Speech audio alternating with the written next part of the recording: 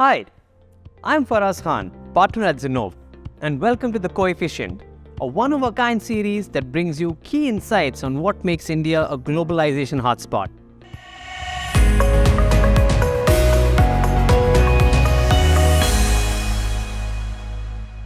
With a mature technology infrastructure and a highly skilled talent pool, India has quickly become the Silicon Valley of the East. From world-class capabilities to consumer-centric innovation, today there is nothing that cannot be built in India for the world. Zinnov has identified three main catalysts that are contributing to this. Firstly, the robust $3 trillion India IT ecosystem fueling exponential digitization. There's 4 million plus tech talent ecosystem. And lastly, the 1,500 global centers of excellence in the region that empower collaboration at a local level. Zeroing on GCOEs, interestingly, they are witnessing large-scale transformations themselves. Once considered tech back offices anchored on cost arbitrage, these centers have evolved into global centers of excellence that are operating at high levels of maturity and trust. The transition to greater scale and value used to take about 5 to 10 years, but now is being driven in 18 to 24 months. There are several factors contributing to higher maturity of the India GCO ecosystem. Infrastructure and talent readiness to perform multifunctional capabilities that set up global portfolios from the GCOE. Deep digital transformation competencies that form an integral part of India centers. Robust partnerships and alliances network, including academia, over 25,000 startups, and industry bodies that enable local collaboration and solutioning.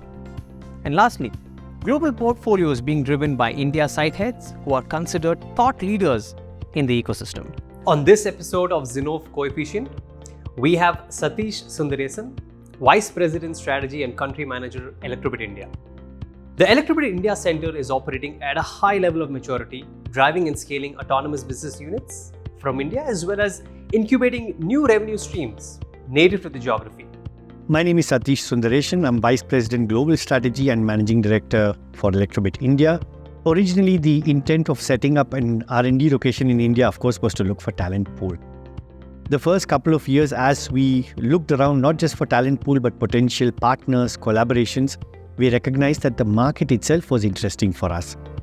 India, of course, started off with what we call the extended workbench, and over time, thanks also to the Zinnov study, we've evaluated ourselves and identified how do we want to progress in the value chain. However, India as a market is different from the rest of the world. Things need to be available of yesterday and at a certain price point. And when you try and bring in a global product of a certain quality with a certain development life cycle and try to position that in India, it does not always fit very well in terms of a complementary scenario. So we said, why don't we look at what we can do for India and possibly also in India? And this is the place where we started thinking about should we design or adapt existing products for the local market? And as we speak, we are looking at what can we design, develop and sell in India, and we tried to play around with what kind of value we bring in, what kind of innovation. So number of patents created or papers published was one KPI that we used. Revenue generation, as with any organization, is one thing that creates a lot of attention and focus. We said, let's look at revenue generation in India. So we started speaking to local ecosystem customers or potential customers then, and we tried to identify what is it that Elektrobit can do in India. Let's customize what global is already done, take something that exists within a global organization and adapt and fit and customize it to an Indian customer.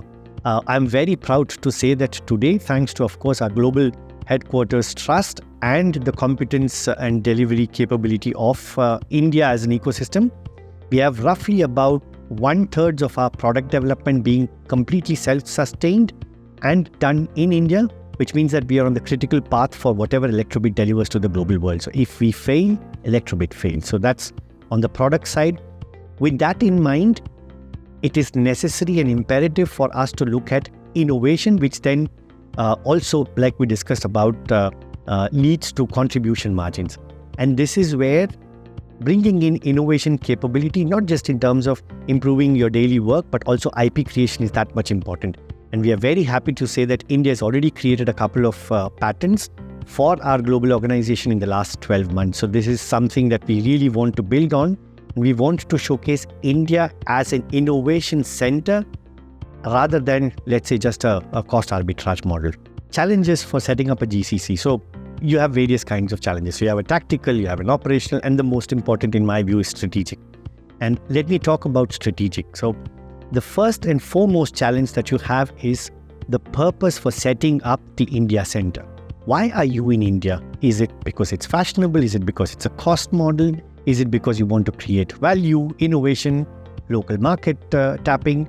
That's the first question that needs to be answered, because that leads to executive sponsorship. If you don't have executive sponsorship because there is a lack of purpose, this creates the first big challenge for the setup in India. At an operational level or a tactical level, you need to figure out what kind of autonomy and empowerment that you want to give to your setup in India. So how do you circumvent these? So to each organization, it is his or her own.